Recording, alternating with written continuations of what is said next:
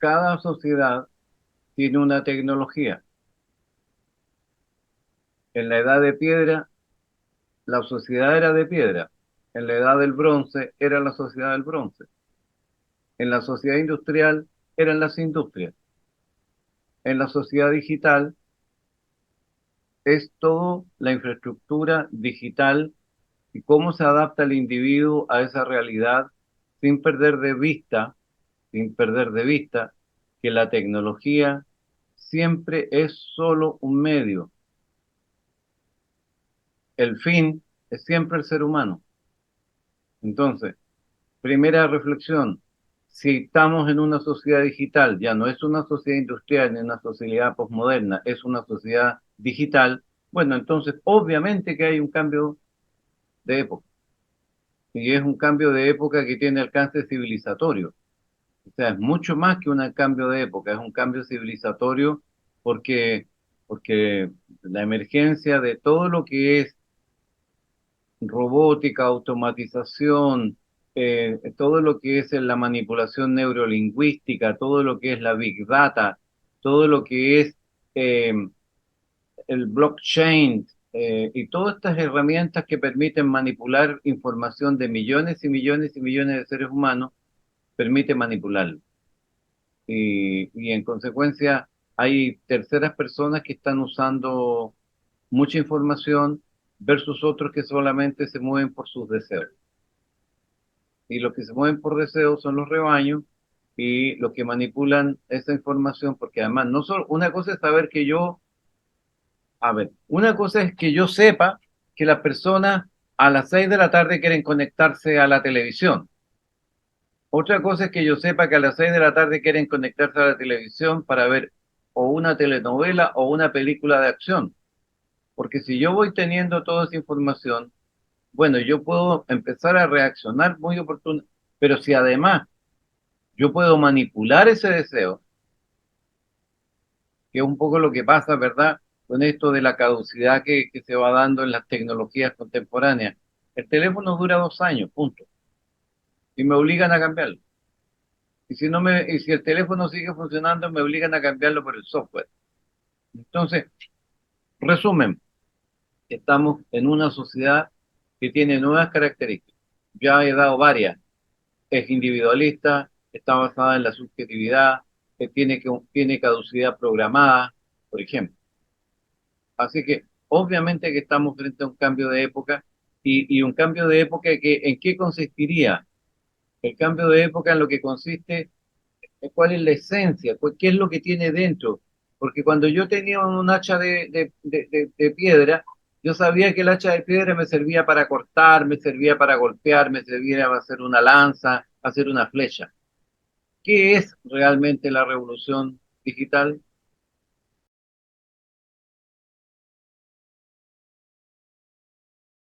¿Qué es lo que es realmente la revolución digital? Es la revolución del tiempo y espacio. ¿Y cuál es la característica? La característica es que pone a disposición inmensos volúmenes de información y yo tengo que ver si soy capaz de manejarlo o no soy capaz de manejar esa información. ¿Para qué la uso? ¿Para qué me sirve? Eso es en esencia.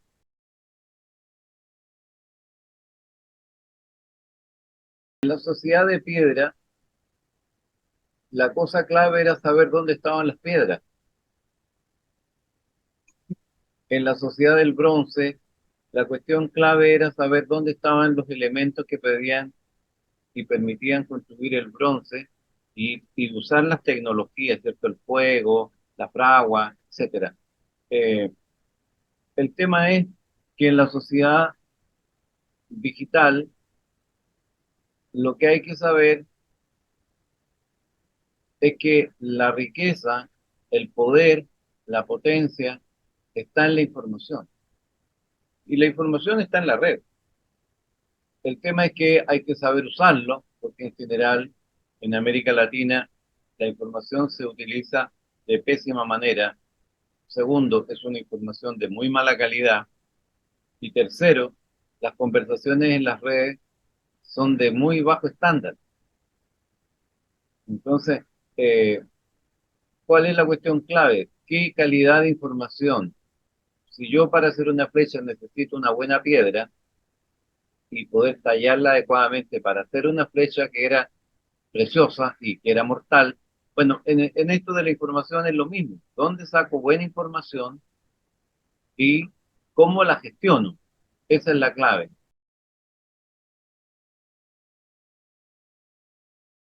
Que viene desde la filosofía, que dice que es el lenguaje el que construye realidad. Es el lenguaje el que permite la coordinación de acciones. Y entonces el lenguajear se transforma en algo clave para, para la organización, para la articulación. Ese es el pensamiento de Wittgenstein, y bueno, y lo siguen un montón de otros filósofos, porque la tendencia de hoy es la filosofía del lenguaje, que es lo que ustedes debieran abordar, filosofía del lenguaje. Eh, ¿Por qué esto es relevante? Porque en el lenguaje se construye la realidad. Si yo les digo, por ejemplo, como Elizabeth me dijo, ¿verdad? Me gustaría tener una breve conversación con usted. Bueno, esa pregunta generó una respuesta, generó una coordinación y se hizo. El lenguaje tiene palabras y las palabras representan algo muy preciso. Entonces, eh, con lo que yo quiero trasuntar en esto eh, es cómo se construye la realidad en el lenguaje, para bien o para mal, ¿verdad? Por ejemplo, Coca-Cola quita la sed. ¿Quitará la sed? Eh, Jean-Pierre, el lenguaje es el que construye la realidad. Ahora, no es tan así sencillo ni es tan fácil eh, porque tiene que ver con otras cosas. El lenguaje tiene palabras y las palabras responden a ideas, no es una cosa, yo no lenguajeo, simplemente hay otros elementos que están detrás de eso. Y lo segundo, y que es lo que ustedes, clave en la formación que están teniendo, ¿cierto? Es que en realidad la importancia de lo que ustedes están estudiando y la atención que el profesor tiene sobre este contexto que yo he planteado en mi libro, es que detrás de todo esto hay un proceso de viralización. ¿Y por qué? Porque en realidad la clave está en el contagio. ¿Cuánta gente yo soy capaz de contagiar? ¿Y por qué? Porque no es lo mismo vender 20 libros que vender 2.000 libros. No es lo mismo. No es lo mismo que voten por una persona 500 ciudadanos a que voten 500.000. No es lo mismo.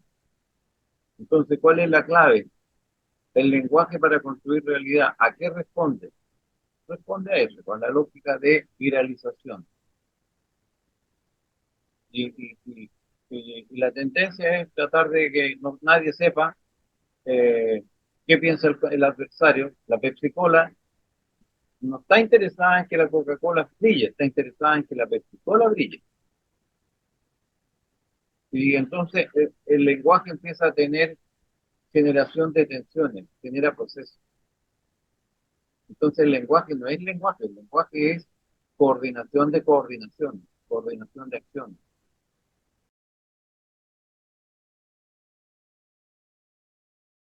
La necesidad de tener estándares de calidad. O sea, si ustedes van a trabajar en un medio, ustedes van a tener un medio, van a generar una plataforma, una cuestión clave es generar una plataforma que garantice información de buena calidad. Porque si ustedes van a estar con páginas llenas de fake news, bueno, pues ese medio está condenado al fracaso, obviamente.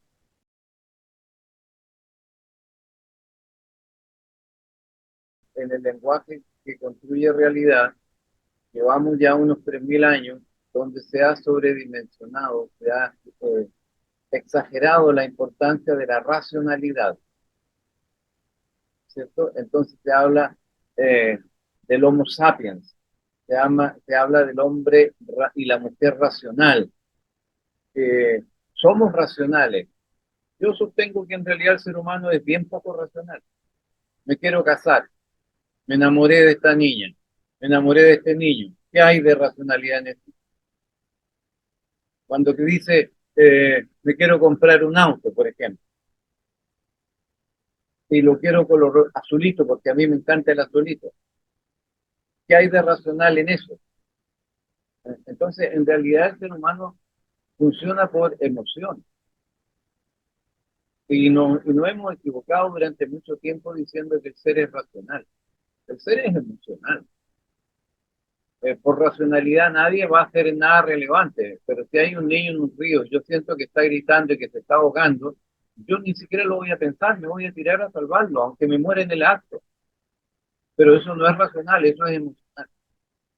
Entonces, hemos exagerado la importancia de la racionalidad durante muchos milenios y en realidad hemos desatendido lo emocional. ¿Ah?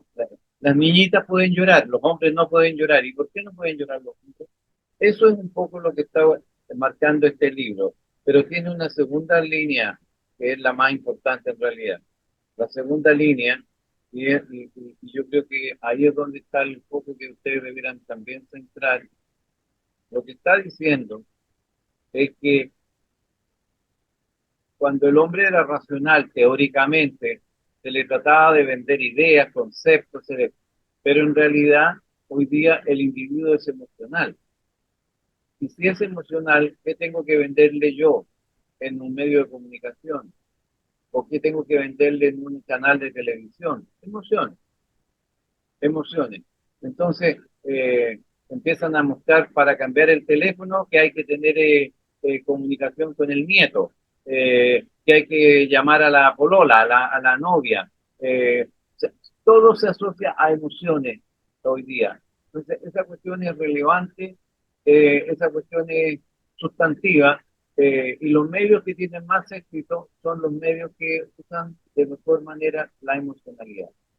¿Cuál es la comunicación más efectiva? La comunicación que tiene emocionalidad. Entonces, ¿y por qué esto es relevante? Bueno, porque ya lo dije al comienzo, pero lo voy a repetir. Hay personas o hay grupos que hoy día manejan millones y millones de datos, son información emocional de las personas. El típico caso de Facebook, Mark Zuckerberg manejó en Analytics toda la información del tráfico de Facebook en Estados Unidos y con eso definió una elección del país más poderoso. Y el Congreso, 5 años después, 4 años después, se dio cuenta de esto y preguntaba, ¿y qué pasó? Y llamaron a Zuckerberg a dar información para que explicara que era muy simple. Él tenía toda la información. La gente quiere escuchar un discurso sobre seguridad y se le pasaba esa información al candidato y el candidato hablaba de que la seguridad, de que los delincuentes, de que los etcétera, etcétera. Entonces, cuando se habla de homo emoticus, se está hablando de un ser emocional al que hay que tenerle en consideración este punto para bien y para mal. Que para bien, cuando yo le informo lo que corresponde, y para mal es cuando yo manipulo.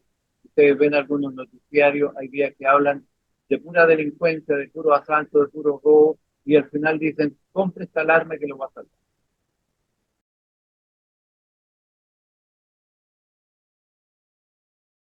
Las tecnologías tienen un efecto, sin duda, pero en realidad esto es mucho más antiguo. Esta distinción viene por lo menos 3.000, 4.000 años, 3.500 años hacia atrás. Eh, Ustedes lo van a investigar en algún momento. Es la distinción entre Heráclito y Parménides, que un poco decían lo que les acabo de decir. El ser humano es integral en materia y espíritu.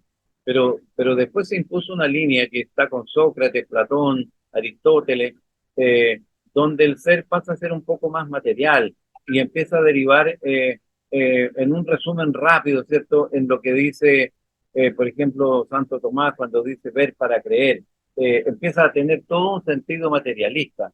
Lo mismo pasa en la religión, tiene que ver con el materialismo, pero no solo un materialismo espiritual, sino que además un materialismo mental. Por ejemplo, la Sagrada Biblia dice, no adorarás imágenes. Bueno, lo primero que hace uno al entrar a la iglesia es ver la iglesia llena de imágenes, o sea, una cosa, entonces, materialismo, todo tiene un sentido material, a todo se le quiere dar un sentido material. Esa es la primera cuestión que hay que tener en consideración, pero que escapa un poco al punto y la única vinculación que tiene con el punto que ustedes están estudiando en este rato es que al final las tecnologías son herramientas, son medios, pero nunca son el fin. El fin siempre es el ser humano. El destino, el sentido de la vida, eso es lo que es sustantivo. Entonces, las tecnologías son ¿para qué? Para que el ser humano viva mejor, para que el ser humano tenga mejor calidad de vida. Entonces, va el tema eh, de la concepción racional que se amarra con este enfoque materialista. Enfoque materialista que, claro, va definiendo la vida de manera muy determinante al punto que hoy día somos muy exacerbadamente individualistas, ¿verdad? Hay hedonismo, eh, hay nihilismo, fundamentalmente, ¿verdad? Es decir, compulsión por el placer inmediato, sin medir mucho las consecuencias de esa decisión. Y nihilismo está amarrado con lo anterior.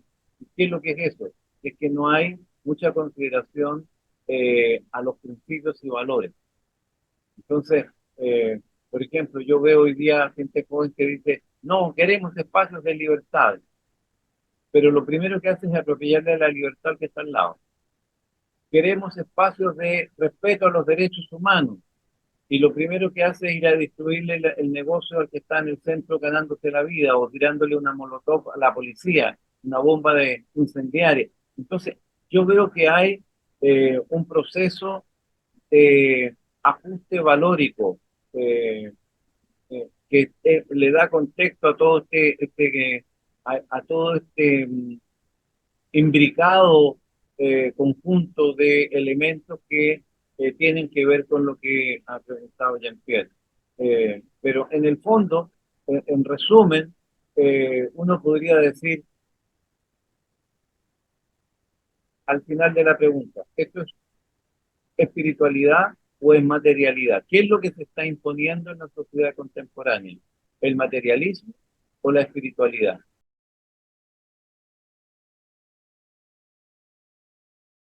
Lo que estamos viviendo en realidad es una profunda crisis ética y la gente no sabe lo que es bueno y lo que es malo. Y termina eligiendo a malos para que hagan papeles de buenos. Y a los buenos los termina relegando a la nada. Entonces, hay un problema ético, que ustedes mismos acaban de decir, hay un problema valórico, ¿verdad? Que tiene que ver con lo que preguntó Jean-Pierre, que era, yo decía, amplio. ¿Por qué? Porque si a la gente le estamos enseñando durante toda su vida, ¿ustedes cuánto tienen? ¿28, 30 años tendrán? Más o menos. Eh, Entonces, sí, por ahí.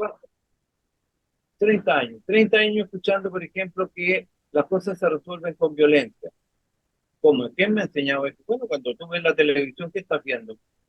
Están enseñando que la cuestión se resuelve con violencia. ¿Qué dicen los noticiarios todos los días? ¿Qué enseña la política? Si yo voy y hablo con un político y le digo, señor político, sé que yo vengo a pedir, el político no me da ni atención, sensaciones, y prendo barricadas, y entonces todo el mundo corre, y los canales de televisión corren, y todo el mundo le pone atención. Entonces, nosotros estamos, mire, hay un gran pensador chileno que se llama Humberto Maturana, que deberían darle una miradita a ustedes. Humberto Maturana enseña, el futuro no existe. Ustedes dirán, pero ¿cómo el futuro no existe? Yo tengo futuro. El futuro no existe. ¿Pero qué existe entonces? Solo el presente que ustedes configuran. Y lo que hagan ahora es lo que va a determinar el futuro. Pero el futuro se construye. La ética es la cuestión esencial en el mundo contemporáneo y, por supuesto, yo no sé en Lima, me imagino que debe ser igual que en Santiago de Chile, que yo estoy en Antofagasta, es lo mismo. Eh, un sentido, la juventud, por ejemplo, tiene un sentido de la estética que a mí me resulta francamente incomprensible. Yo no logro entender cómo rayan todos los edificios que encuentran a su paso. No sé qué arte hay en eso, digamos. Hay un arte de protesta. sin duda que están diciendo algo, porque estos niños no son idiotas. Algo está pasando, algo están diciendo, pero la sociedad no entiende lo que quieren decir. Porque si yo me levanto y pinto mi casita y quiero tener mi casa hermosa y viene un infeliz a la media hora y la raya, entonces hay una tremenda tensión. A lo mejor el niño que rayó eso quiere decir algo legítimamente. También tengo el derecho a vivir con mi casa limpia legítimamente. Entonces, ¿cómo se compatibilizan estos elementos? Ahí es donde eh, es lo que se denomina un nuevo pacto social. Y las herramientas de comunicación en redes debieran colaborar a detectar esa información